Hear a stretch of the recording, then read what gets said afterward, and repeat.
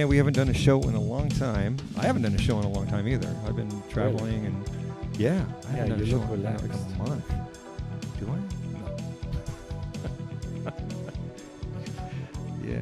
So, I just got an email from somebody the other day. They said, well, you haven't done a show in a while, but if you want another guest for your show, we have somebody. I get rusty too. I forget how to actually host this thing. That's a shocker. You have email? Yeah. So, what are we doing today? Non-Fungible Tokens. Non-Fungible Tokens. Have you heard of CryptoKitties? Yeah, I haven't looked into it other than when I heard that the guy made a kitty for like $100,000 or he sold it for $100,000. Right? Is that right? Yeah, one was sold for 140,000. One was sold for 170,000 even, but and it's like just on screen, right? You can't. It's just a. It's just on the blockchain. Just on the blockchain. Well, it's actually not just on the blockchain, but we'll talk about it. Is it a game? In more detail. Is it like Pokemon type of thing? Is it? It's not like Pokemon, but yes, there's a game that attaches to it. All right. But yeah, we'll talk about it a little bit. It sounds very interesting. Is this anything like? I know that some companies are now they're digitizing assets. Like, did you really just say that? Are you pulling my leg now? Not digitizing assets. Sorry. Where they like autographs. Like there's autographs or like sports memorabilia. Right. So that baseball cards. Yeah. So that's the other example of it. The MLB thing. So that's also an ERC 721. That's also an NFT. Also non-fungible token. Okay. So great. Well, now I'm interested. Okay. I just had some of my baseballs and footballs and a helmet authenticated by Beckett. Is Beckett getting into this? Beckett? Doesn't he play soccer? No, that's Beckham. Oh. Okay. Yeah, I don't know anything about cricket. And I'm not even a soccer guy. Beckett, they authenticate sports memorabilia. I'm sorry to hear that, but good. Well, no, it's good because they were selling all these, right. And I had two baseballs that I bought years ago, a Joe DiMaggio and a Mickey Mantle, that turned out to be fake. Oh, yeah. Really? Where did you buy them? Don't tell me. I bought them at a baseball card shop. Really? Yeah, in Lake Forest. They're no longer in business because when I got because them back, they sold I actually fakes. went back to the place to go let them know, and they were out of business. And I'm like, that's actually a really good pre-roll because we're going to talk about applications for that. Right. And you didn't even know. I didn't, and this brings me closer to home now. See, there's utility for the Wonder Dog. Yes. So here we go. We're going to talk about non-fungibles. Non-fungibles. All right. So since this is the hard word, we're going to start first with fungibles. Okay. So should we go to the let's slides? go to the slides. Yes. Okay. Where is it? And it went away. That's my article on Forbes to that topic. Non-fungibles. Digital non-fungibles. Yes. Okay. And so let's start with what a fungible is before we explain what a non-fungible is. Okay.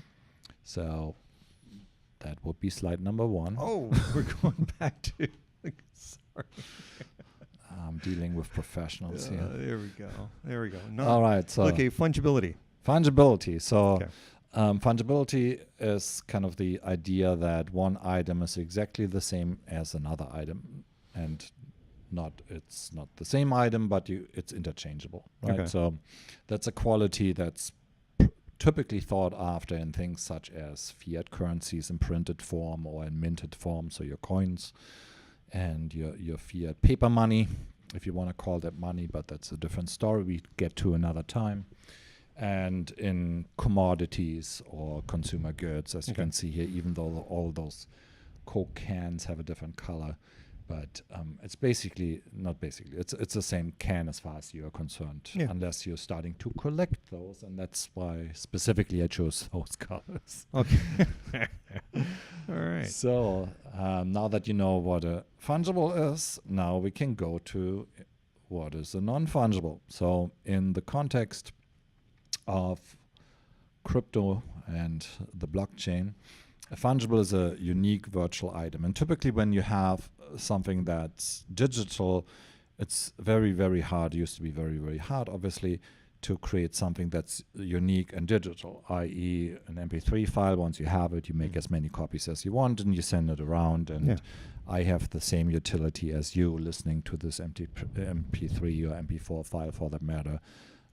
If I have a PNG, an image of sorts, image file of sorts, if I make a copy, I send it to you, you have the exact same experience, you have the exact same image, and I still have a copy, right? So what blockchain introduced, and there specifically Ethereum initially with their ERC 721 standard, is what we call a non-fungible token.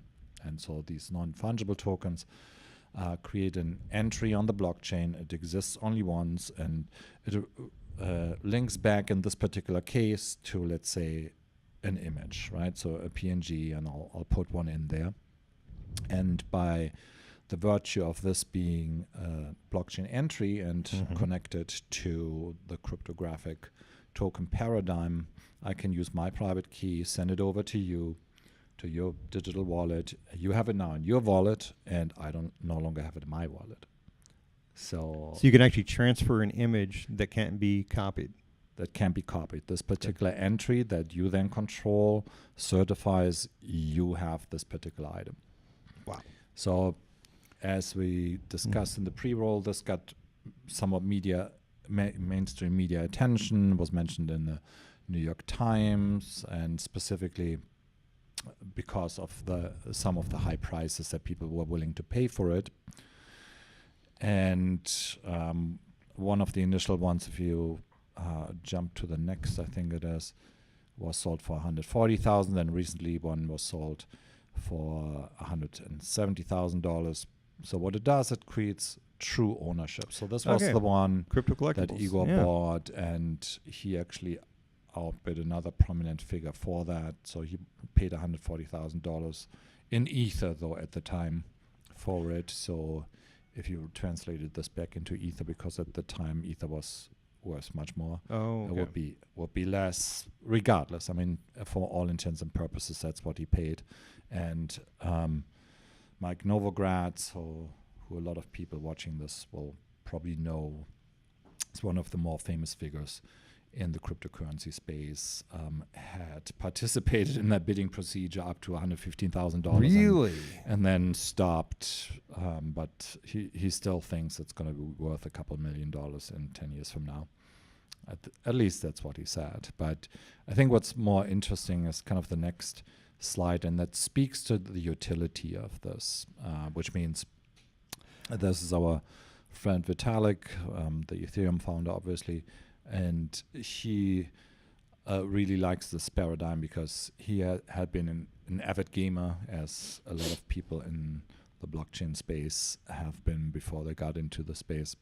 And he had lost one of his in-game characters in 2010 after Blizzard stopped supporting a certain game. And so now, even if the game was no longer supported, that you would use this particular character on because it's recorded on the blockchain, you could still hold on to your game character, and then presumably once a game will be developed that will then allow the importing of that particular character, you could again use it, because as you can imagine, you can add additional skills and outfits, be creative with your character or in-game items, and then it seems like very natural that you want to hold on to that and keep using it regardless if the game changes, so to speak. Well, right? Once they create the game and that character, or the CryptoKitty, is there a chance that these things die or that they no longer exist?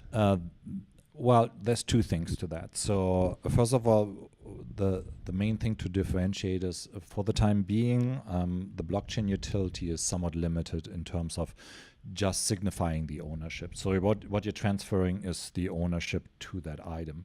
And for the time being, and we'll get to this in further slides, but none of the other characteristics that are in the game environment will be transferred. What I mean by that is, so you use your CryptoKitty as an example inside of the CryptoKitty game. The CryptoKitty game, though, is happening on a sidechain or in that particular game environments for all intents and purposes in the database, right? Okay. So any features such as breeding of those kitties or racing them or any other new game environments that they can come up with, because this particular implementation is an open source code, that's limited to that particular sidechain. So that means if the company or the project that's maintaining this particular environment goes away, all the functions go away with it. You still hold on to the entry, you still hold on to whatever is on mainnet, so you can go to a block explorer now and see your CryptoKitty, but if that game environment should go away, so that's all there is. It's something, it's better than nothing, but the interesting part is then to see what particular functions the game environment provides that have utility for the blockchain itself. Yeah. So the breeding function, for example, it's like, should there be a standard on the blockchain, a protocol on the blockchain that documents that? I mean, the answer seems obvious, but it doesn't exist yet.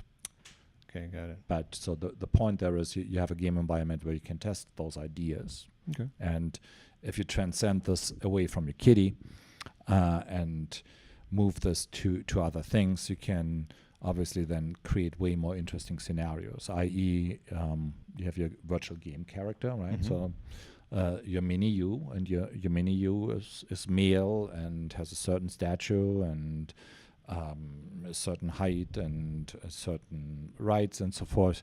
So if you test those in a game environment, you can see how eventually you can implement those protocols and have real world usage for it, right? So I was just giving some input on systems that provide blockchain utility for the healthcare space, right? So you can see where you can test certain scenarios of what type of records and how to track those records, and can just use the gaming environment to do so. Does it make sense? Yeah. Got it. All right, so let's move to the next. Let's see what else I noted down. Okay. Jotted down. So that's very sad that he cried himself to sleep on that whole thing. That's what he said.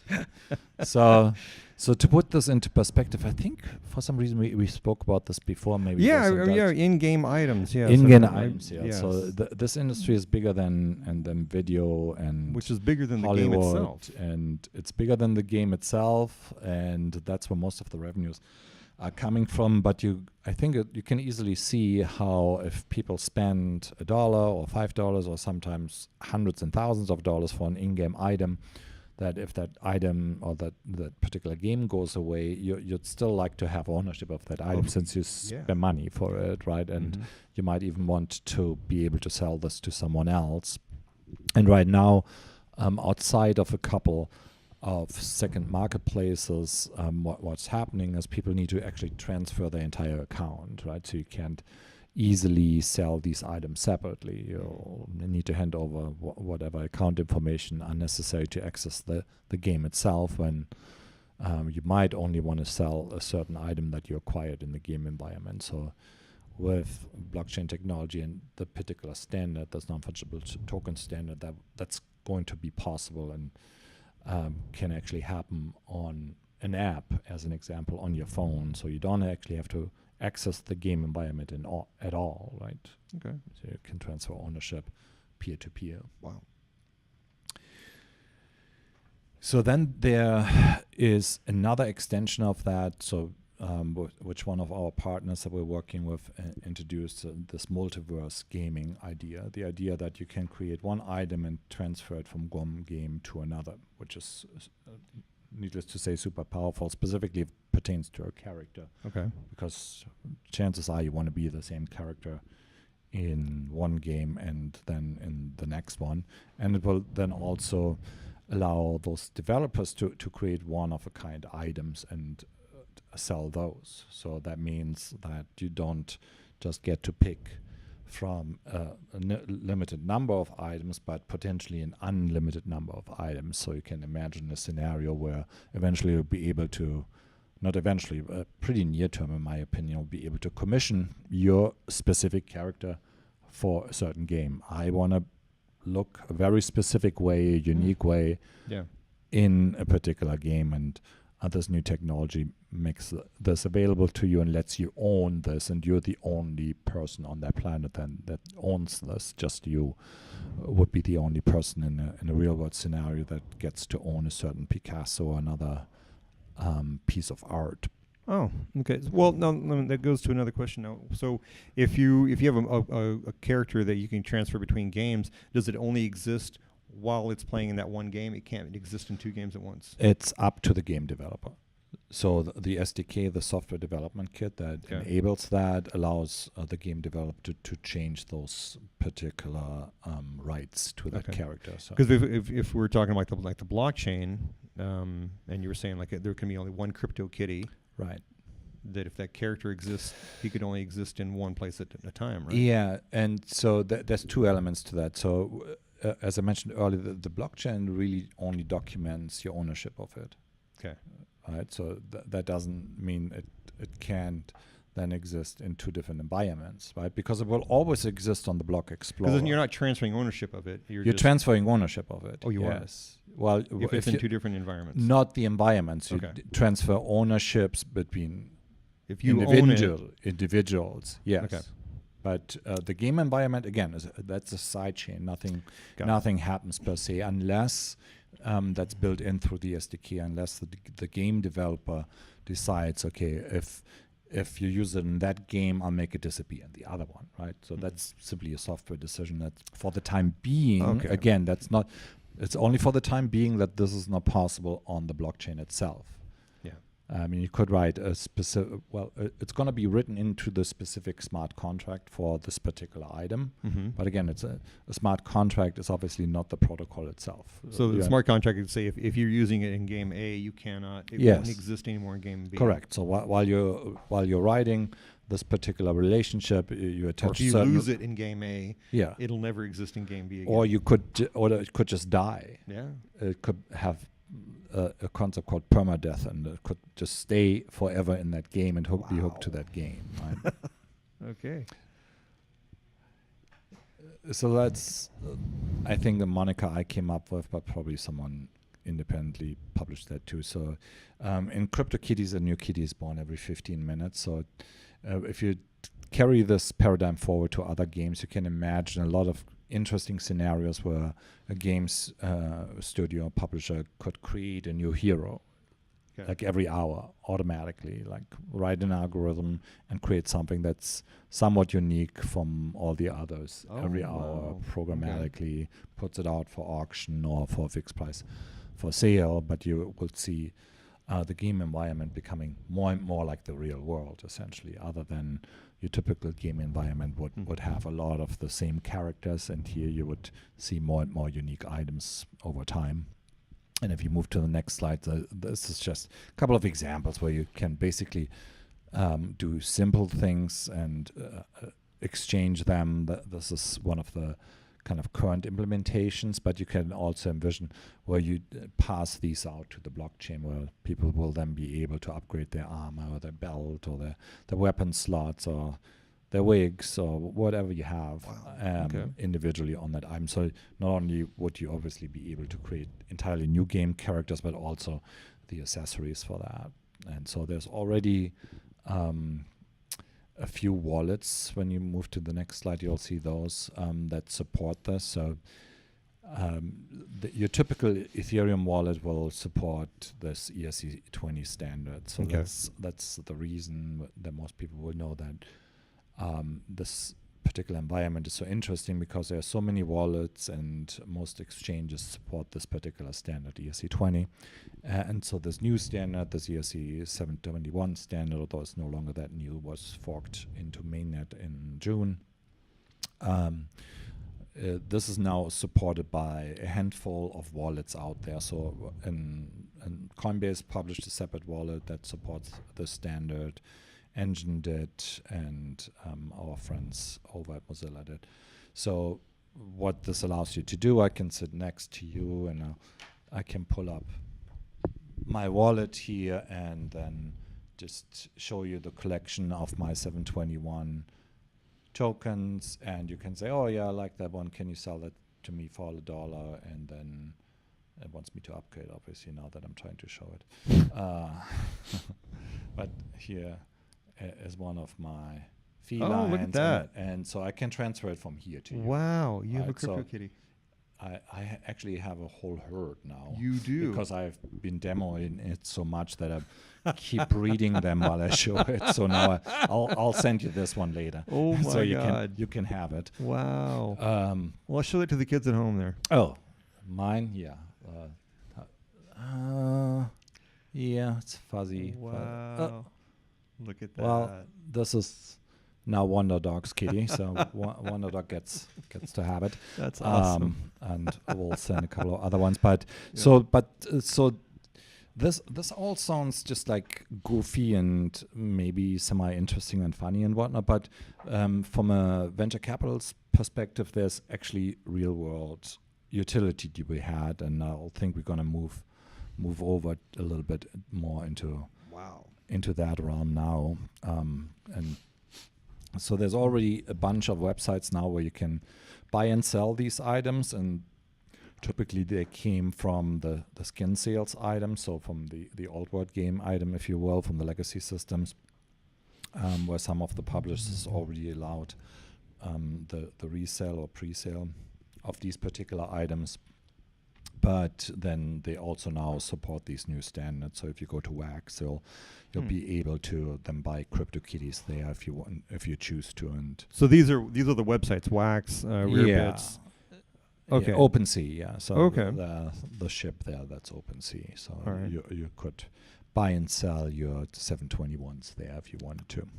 Wow. Okay. So you can put them up for whatever you want to on there. Yeah. Oh, Yeah. wonderful. So let's see, what do we got? So the benefits of an initial collectible offering. So my partner coined this term, which I find useful because it's still resembling this old paradigm. But now, if you're a game developer, it might be interesting for you to test your theory that this game is going to be interesting for people out there by just creating a bunch of your in-game items and create them as 721s and try to pre-sell them, right? Try to go out there and offer them for sale so you can test whether or not people are actually interested in your particular game environment. Create a white paper that says, okay, this is what I have in mind. My game should be doing this. My game characters and my game dynamic is the following. What do you people think? Do you want to basically fund the rest of the development for this particular game, right? It allows you to create a community. Wow. And it's an interesting variation in my mind for on an initial coin offering that actually is more engaging and actually provides a good utility for game enthusiasts out there to either fund their game or support their game. And think about it this way. Let's say that team would not sell enough items to finish their game. Mm-hmm. You would still own that particular item, and presumably, if it's interesting enough, would actually be worth more.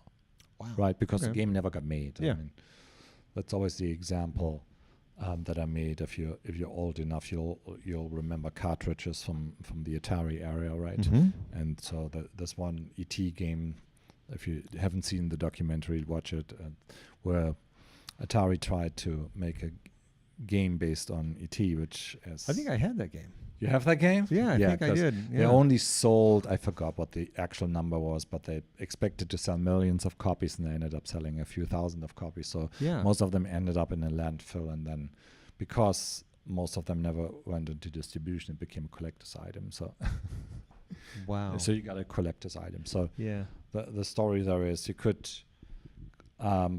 assume that something similar could and might and will happen if a game ends up not being goes So you into still have production. the- You still have your in-game item. That's awesome. And so there's other interesting scenarios how to make those items where you actually build in coins. If you use the engine development, software development kit, where you can actually build in coins, so you kind of have a base level value of those. And if that coin goes up, your item goes up regardless, right, in value. So Okay. and that's the reason why our company formed a partnership with that, because it's a very interesting concept that also then translates to the real world really, really well. And that's something that we sketched up in this particular scenario. So we'll do a couple of initial wine offerings next year. So and here's where the connection is. So actual wine. yeah, and so the way this will work is if you have a winery, and right now the way you're presumably selling this, you by having your salespeople call up a couple of distributors and tell them, well, we expect to bottle about 100,000 bottles this year, and we're typically selling them for this particular price. We're thinking this is a good year, we want to sell it for a little more, and you're trying to do your price discovery, and it's pretty hard to get to a correct pricing model in this particular field, right? Because unlike other commodity items like your corn and so forth, which is fairly stable, wine is kind of its own thing, and a couple of other semi-commodity goods are more or less interesting based on the rarity, based on the qualities that are being assigned to them, right? And so why the blockchain standard makes sense for this particular case is just envision the following. So you can create a number of non-fungible tokens on the blockchain. Go to the next one. And then pre-sale those NFTs that will show your actual item that you'll be getting. But the item will be attached to a real world good. So actually we wanted to first show the previous one so you get a little more granular detail, because this is kind of the big picture. So the left part is showing the Ethereum blockchain, right? So you're creating your NFT that you then typically would show as a QR code. So now you got a unique entry on the blockchain and a QR code. So you got your QR code then on the bottle. And so needless to say, the bottle doesn't have to exist at the time when you create the blockchain entry. So you're expecting to create 100,000 bottles at a minimum, and you expect it to be of a certain quality and look a certain way. So you can create a pre-sale market of that particular inventory, put it out there for pricing basically, and tell people, hey, this is our expected outcome. You can buy a particular bottle right now, and it's at this particular price. We don't know what the price will be. So they're guaranteed to get a bottle of that? They're guaranteed to get a specific bottle. Okay. That's the interesting part. Oh, so you can go through number one, or you can find out whatever.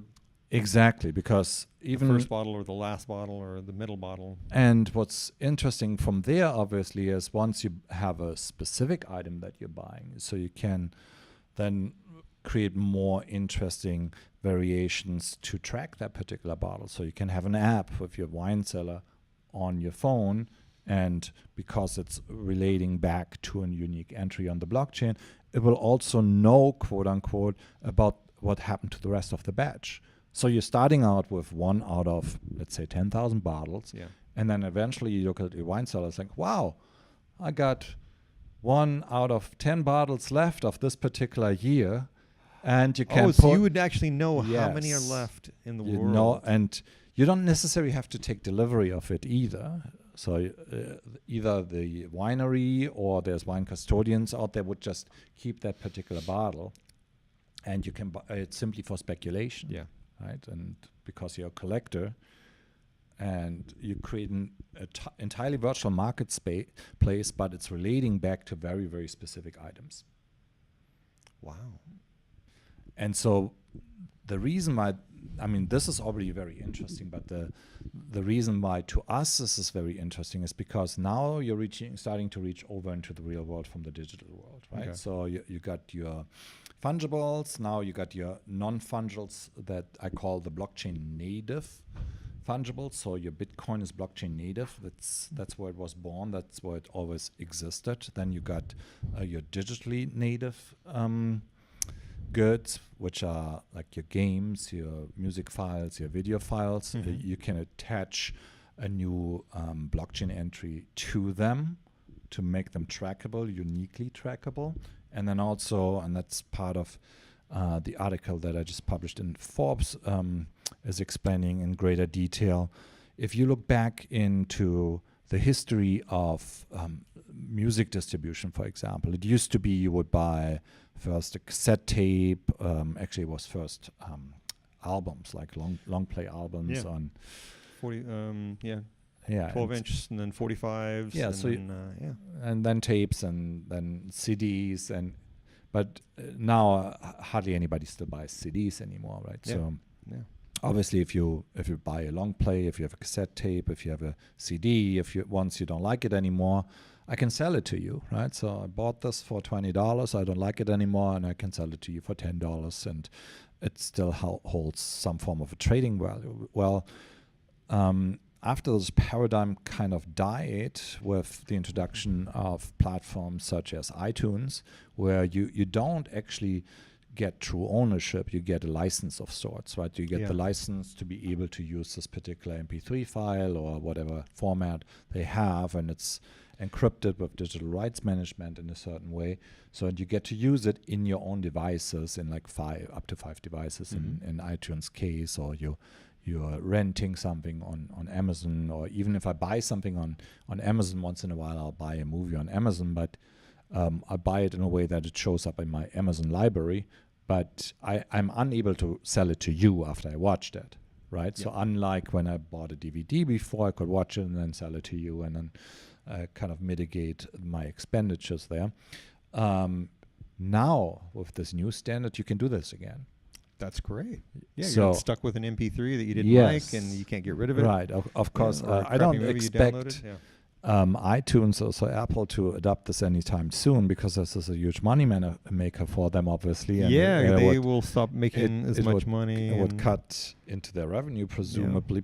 Maybe not, but presumably it might. But we expect to see platforms that will introduce that paradigm. And then they are probably starting with independent artists first and then moving on to larger production studios once people will expect this paradigm. And also, you're in a way introducing another type of buyer, right? So if I'm buying something and I cannot return it or I cannot resell it, then my threshold, my friction is higher. I will think longer and harder about an expenditure if I can never resell this to someone else. Like when you buy a car for cash, presumably you have that idea of eventually I'll be able to resell that, and I'm not stuck with this forever. So that's why it might, in your mind, you're thinking, okay, I'm spending $10,000 now, and I can ride it for a couple of years, and then I'll still make a few $1,000s afterwards, kind of the residual effect. So you can imagine that similar considerations might factor into digital goods as well. Like when I spend $20 on an early release of a movie on Amazon, if I know that I can recoup 50% of that afterwards, I might be more likely to sell that or to buy that in the first place. But again, these are all market dynamics that I will figure out. Then the final slide to that, and that's why this is such an interesting topic, is once you have an item on the blockchain at an immutable record, you can expect to see more and more interesting developments on the actual main chain protocol. So what this slide is trying to explain to you, so you got the upper half, you got your blockchain level, and the lower half is kind of the real world, and we need to fix that later. All the real world items belong on the bottom. And so like I explained earlier, you can start by just creating the entry and just basically create a database with information that it's linking back to this entry, i.e. this database entry is connected to this particular blockchain address, and it signifies ownership for a 2018 bottle of red wine that has been bottled in this particular region on that particular day from this particular plot that looks a particular way. And then it goes to a virtual market of sorts, and then ownership to the entry, and with that the right to the bottle gets transferred to another person. And then from there, you would assume that, okay, eventually I might want to take possession of the actual item. So now what happens? It goes onto a truck, right? So now it's in the supply chain. And there you'll have other blockchain applications, right? So you'll have information about routes, you have information about the vehicle, you have whatever type of information you might be interested in storing. So what we expect to see is you got more elaborate blockchain protocols, main chain protocols that facilitate that particular behavior and then link back to this NFT. So once it, to make it more digestible and more visceral in a way, is once it arrives at the next storage facility, and that storage facility also deploys a blockchain-based IoT solution, as an example. You can then reliably track that this particular bottle, for example, was always kept at a certain temperature. Oh. So because the blockchain will provide you with the information that's associated with this particular warehouse, that this particular bottle was in at a particular time. Yeah. And they keep all those records. And yes. That lives on the blockchain forever. Exactly. Yeah. So that was not possible in the past. Or would you have could fake all of that. You could forge all of that. And not you could only just make that all up. Yeah, not only could you forge and fake all of this, but think about like just the detailed information that you would have to transfer, because really what happens in the first place is so you got your product, right, and then you bottle it, you box it or something else, and then you hand it over to someone who's transporting it.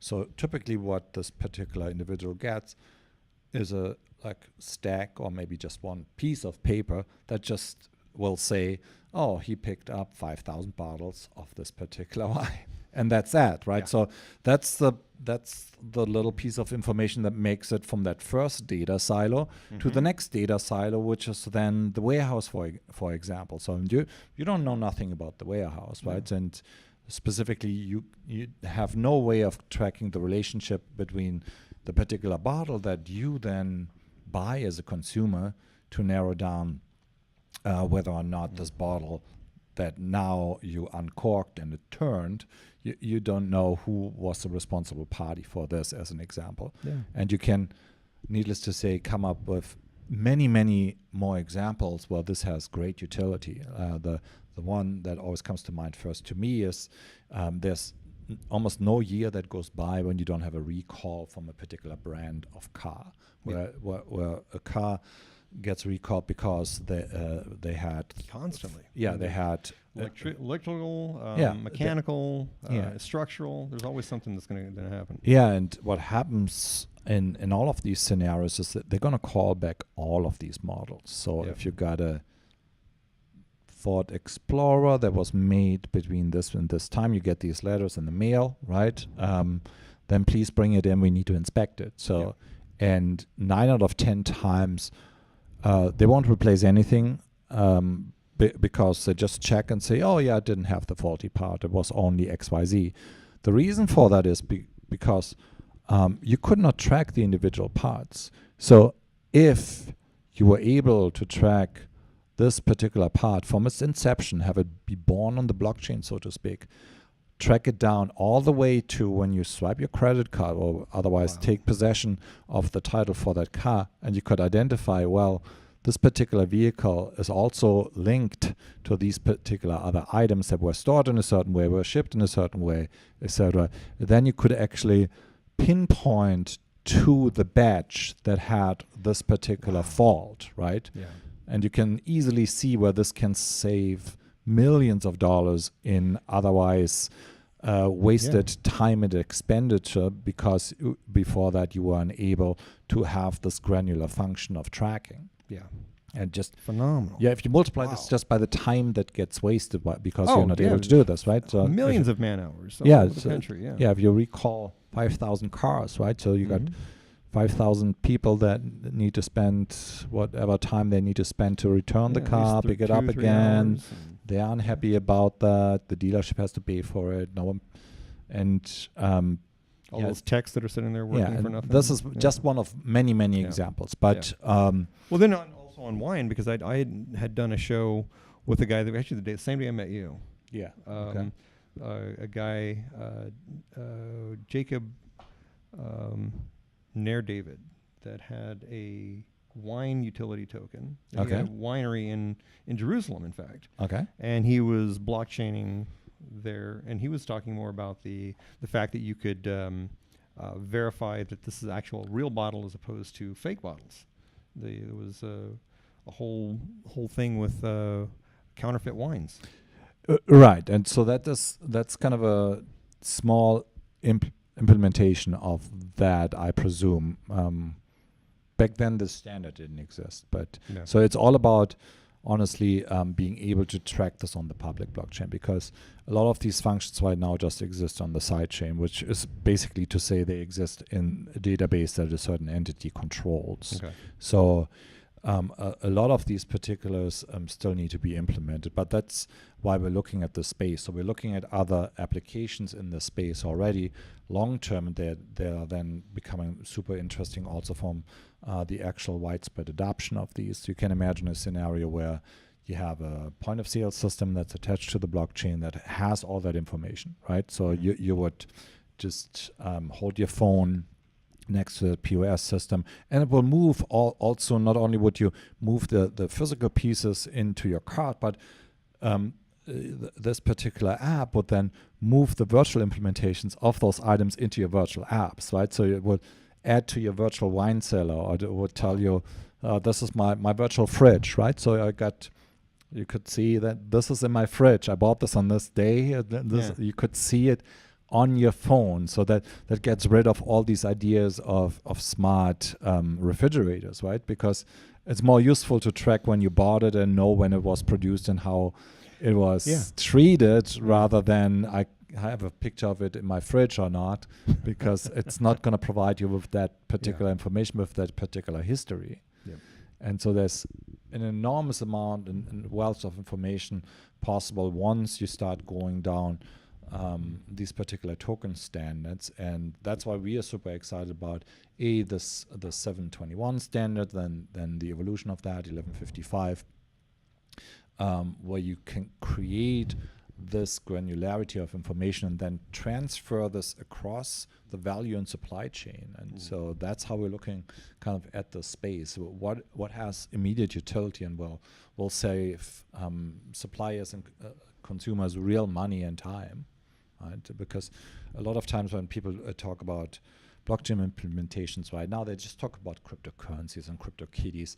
It takes a little bit of explanation, I think, to see what the actual utilities of these are. There's very few people that talk about that right now, and very few people, I think, understand right now that go into this type of detail and spend the time to analyze what's possible, what should be implemented, and what should be implemented today. Right? Yeah, and then once they've come up with those ideas, and they need a whole team of developers to create that app or that environment, right? Yeah, and so we're trying to educate this particular space right now. So we're working with a bunch of game publishers, and so we're working with a bunch of wineries and tequila companies and whiskey companies, and and so and that's mostly to further this particular standard, right? And then do the implementations on top of that, because also from a VC's perspective, if you're on top of your game, you want your portfolio companies to have this particular advantage, right? If you're in the supply chain game, if you're in the POS game, if you're in the gaming environment, you want your portfolio companies to have early access to that, right? So, and know what you should start working on today. If you're doing a game today, you must implement these particular standards, right? Because it just creates another audience for you. It creates more utility for you. It creates more utility for the buyer. It opens up other marketplaces. It gives you options. Yes, it does. Phenomenal, man. This is great. Well, it's cool to start seeing Right. more of the actual implementation of the usefulness of the blockchain instead of just hearing people talking about, oh, we need the blockchain. What do you need it for? And Yeah. and most of the time, specifically if the incumbents use the word, it's just a slight upgrade from an actual database. Most of the time, you really don't need it. Mm-hmm. And it comes down to understanding the principles of the blockchain, because the principle of the blockchain is it allows you to create value transfer protocols that lead to peer-to-peer systems. So what I mean by that is, so all the things that we outlined just now, they take out a lot of middlemen. They don't take them all out, increasing right? the cost of something for no reason. Right. They don't take them all out, obviously, but the initial exchange from production to from production and buyer, right now you could do a peer-to-peer, right? Obviously, after that, there's still people involved that need to actually transport the item and so forth, and maybe even build a marketplace, but you don't have to. You could just put your inventory online before it's even created and let the market find the price for you. And you probably should, right? At least with a subset of your inventory, you probably should. Because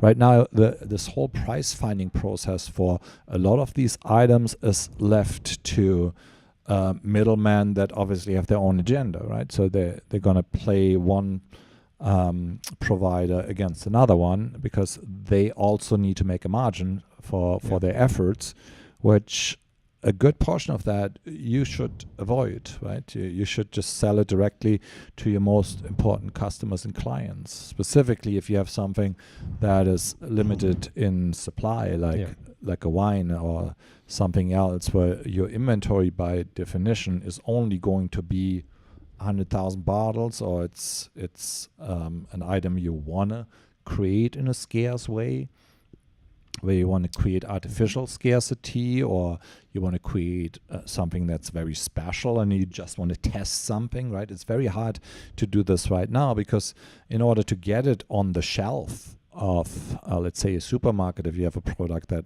requires wide production, you would incur a lot of cost if you were to set aside part of your production and create that particular specialty wine that is, I don't know, aged longer or has this particular nuance because we added something to the soil, or whatever scenario you could imagine. Mm-hmm. And this paradigm allows you a lot of creativity, because now you can, send an email to the actual end user, and you can build this end user connection and tell them, hey, let us know what you think about this. We made a limited supply of 10,000 bottles. They have a slightly orangey flavor, and if that's something that you might be interested in, we'll put it up for pre-sale. And now you have an argument to go back to the supplier and say, yeah, this sells because we sold 10,000 bottles already. Wow. In the expectation that people are going to like it, right? Yeah. And you don't really get this option in a lot of cases, right? In a lot of scenarios where, hey, you have to make it first and get it into someone's hand. Wow. Well, great, man. I see a lot of these wineries, especially in Temecula, that could really benefit from this. Yeah, I think everybody should at least give it a try. Yeah. There's very little to lose. It's a little bit of time and effort, but we have a team here that can help with that, and Well, it's kind of like I understand that when Porsche came out with the 918, they sold them before they made them. I didn't get one. You didn't get one? No. Okay. Yeah, they'd actually sold. They did a pre-sale of these. Yeah. They did a test market, realizing that there was going to be a gigantic demand, so they had sold a bunch of Porsche before they had actually made them. So they actually had the money to build them before they shipped them. Yeah, Tesla does this to some degree too. Yeah. But yeah, you buy the car first and they build it. Well, yeah, and you put some money down if you want a new Roadster. Did you put some money down yet? I'll go write him a check today. Okay. You do that. Yeah. All right. Well, great, man. It was good seeing you again. Good to see you. Yeah. Let's keep it going. Yeah. Right. I'm preparing something right now on. Oh, you've got articles coming up on Forbes. You've had articles before. Yeah, right? this is more detail on the whole 721. And are you just going to be a regular on? Yeah, I'll try to give them something once a month on average. So they publish a few things that I wrote in the past and on topics that we talked about too, about the DAO and about crypto investing. And right now I'm writing on 2 topics. One that we talked about in the past, this whole security token topic, which doesn't seem to be going away. And then I have some thoughts on the future of money, basically. Yeah. So All right. I'm trying to We'll put some nuances on that. We'll see. We'll do a talk on that. Yes, we will. Cool. All right. All right. Good seeing you.